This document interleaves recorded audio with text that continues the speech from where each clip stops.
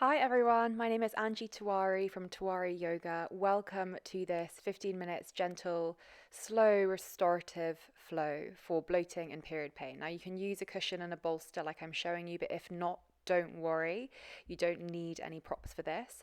You're going to find your way down to lying flat on your back, and if you want to place a cushion or the bolster behind your back to lie down on it to give you a little bit of comfort, a bit more cushiony soft support, then go for it. So just find your way slowly all the way down. We're going to get into this nice, slow, relaxing flow. Just let the shoulders drop back and then bring the soles of the feet together, and the knees are going to drop out to the side so that you've got a nice opening through the legs into the hips.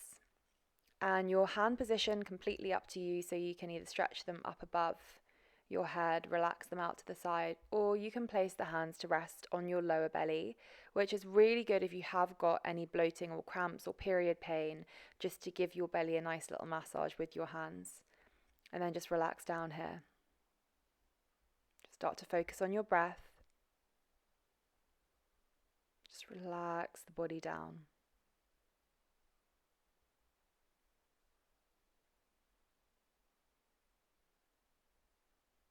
I want you to try to not worry too much about where the breath is going, but just being aware of the breath. So not trying to manipulate the breath just yet. And now if you had your hands up above, you're going to bring them to the belly. And now we're going to work on manipulating the breath, controlling the breath to breathe a little bit deeper into our belly. So inhale, feeling the breath press up into your hands, and the belly expands upwards and outwards. And as you exhale, feel it return back to center. So a few deep breaths like that, deepening and lengthening the breath.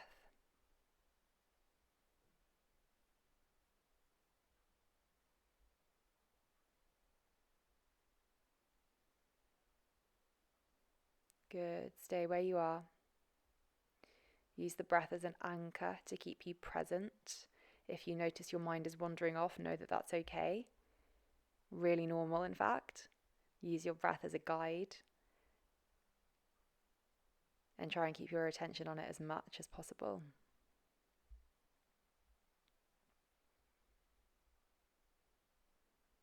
Good. Deep breath in together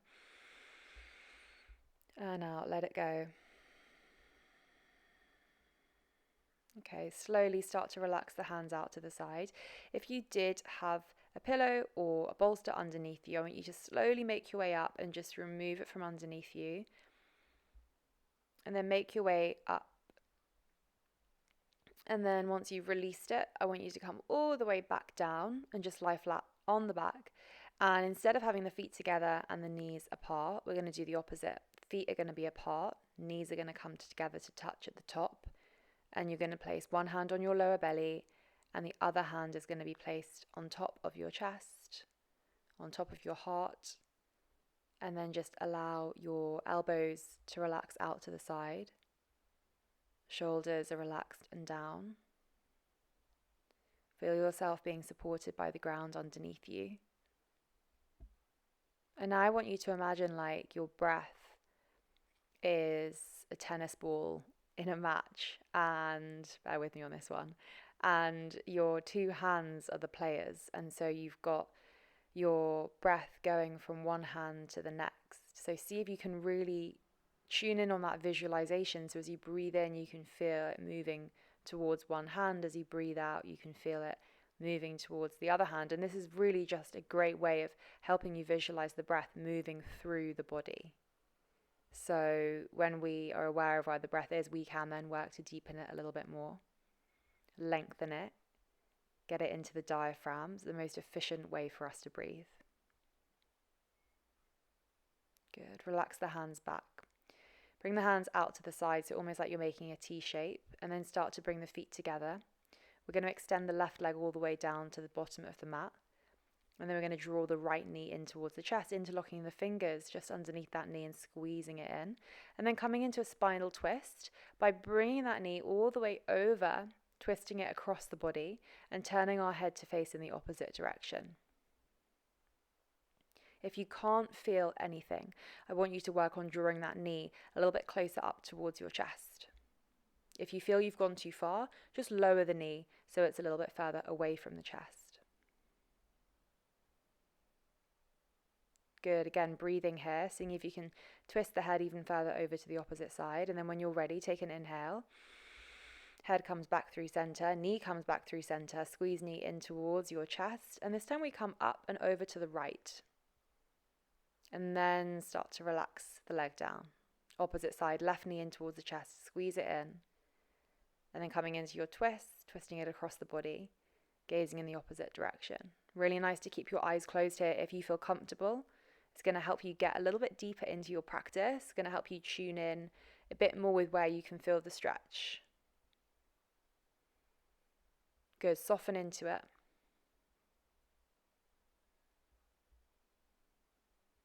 Slow down your breathing. Slowly, head turns to face up towards the sky. Knee draws in. Squeeze that knee in, and this time over towards the left armpit. And then we release that leg down. We bring both of the feet in, and we turn over to one side into your reset position. And then from there, slowly make your way all the way up to a seated position. Now grab hold of a cushion or a bolster if you have one, if you would like to, and place it on the feet. We're bringing the feet together and the knees apart. Exactly the same legs as we did at the beginning of the practice. And then drop the head down and just relax down here. This is our Baddha Konasana, our bound lotus pose. And it's perfect to do if you have got any issues with digestion, menstrual cramps, any bloating or pain. It's a really nice one to just relax and soften into. Don't worry if your knees aren't too far down towards the ground. They can be sticking up in the air. And then slowly come all the way back up. Remove any props that you had, so any cushions or bolsters. Make your way back onto the center of the mat. Come onto your knees. Bring the feet together, knees together.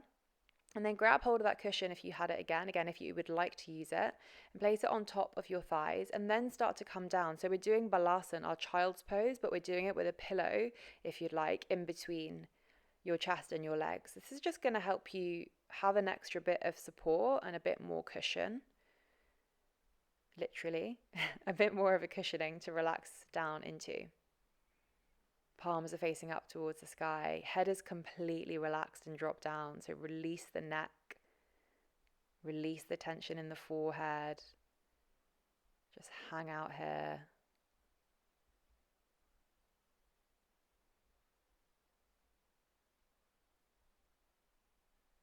Good. Then slowly, gently start to lift yourself all the way back up.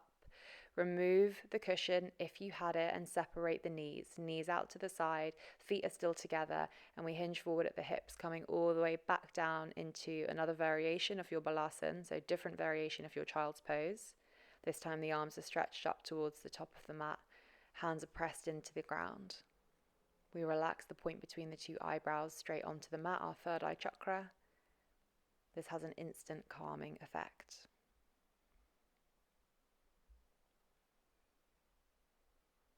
Good. Make sure the hips are pushing back, so you're trying to get your glutes and your heels to touch. It doesn't matter how far forward you come down, as long as you're getting a nice stretch through the torso, through the arms, and pushing the hips back. And of course, remembering to breathe. Slowly inhale. Make your way all the way back up, walking the hands in, bringing the knees together, sliding over onto one side, and then make your way to come lying flat on your back. We take an inhale, we squeeze the knees in towards the chest, and you just start rolling from left to right. This is a really lovely spine massage for the lower spine particularly. So make sure that the lower back is imprinted onto the ground, so we're not lifting it up too far. And then just hug the knees in, squeeze the knees in. Just stay here. I want you to think about one thing in your life that you feel grateful for and just bring it to the forefront of your mind. Instinctually, there would have been one thing that just jumped into your head, and I want you to focus on that. Good, and then let that go. Making your way into the final posture of your practice, Shavasana, our corpse pose. So we bring the feet just over hip width apart, let the feet flop out to the side, let the legs be loose, tuck the shoulders under, relax the arms, close the eyes. Any last movements, wriggles, shakes, wiggles, anything you need to take, do so now. And then we're coming into complete stillness for this last part of the practice. Shavasana is such an important pose in our class because it's really important that we allow the breath to slow down, we allow the heart rate to slow down, we allow everything to come back to base before we just jump back and get on with the rest of our day. So take this time to relax. I know mentally this can be the toughest challenge of them all. Just stay here and enjoy, if you can, a little bit of peace, a bit of time away from your to-do list, nothing to do. You don't have to always be doing. Just allow yourself to just chill.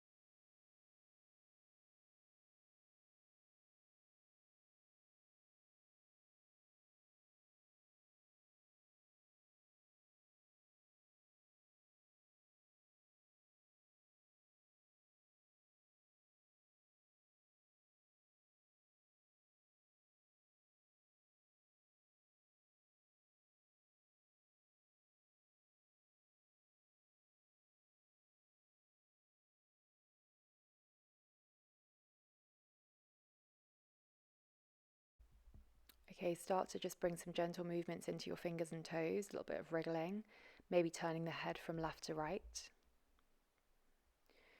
Bringing your feet together at the bottom of the mat and stretching the arms up above the head. Take a big stretch from the tips of the fingers all the way through the center of the body down to the tips of the toes. Big, big stretch. And then release your hands down. You're going to slowly start bringing your knees one by one in towards the chest. And then wrap your hands around your knees and start rolling from left to right. That lower back massage that we did earlier, great one to keep in your toolkit if you do suffer with a sore back. And then separate the legs and start taking big exaggerated circles, really opening out, getting into every part of the hip flexor, loosening out your hamstrings. And then start to move those circles in the opposite direction.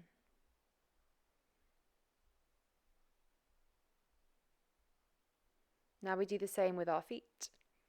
Circling the feet in one direction, embracing any clicks and pops you might feel, and then changing direction. Good. And now we really make sure that when we move our feet, we get into like the toes, the ankle, the heel. Like there's so much of our feet that we don't really work on stretching out. So it might feel weird at first, but go with it. And then extend the arms up towards the sky. Bring the hands to come into fists.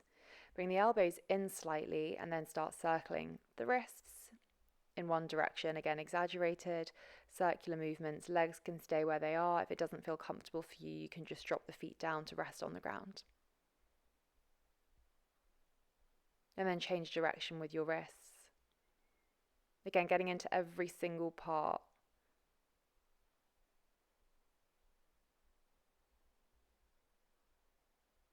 Perfect. Slow it down. Bring the knees in towards the chest. Give yourself one last squeeze in. Breathe in. And exhale, turn over onto one side. We're going to rest on this one side. Doesn't matter which side you're on. Make a little pillow with the hand that's closest to your face. And just allow this to be a good position for you to deepen your breath and kind of bring your awareness back to your surroundings again. And then when you're ready, you can find your way up to a seated position, maybe trying to keep the eyes closed as an extra challenge. Come up into any seated position that feels comfortable for you. Bring the hands into Anjali Mudra, our prayer position. So hands in prayer, thumb is pressing against the chest, drop the head down, chin tucks in. Notice how you feel. Ask yourself, how are you feeling right now?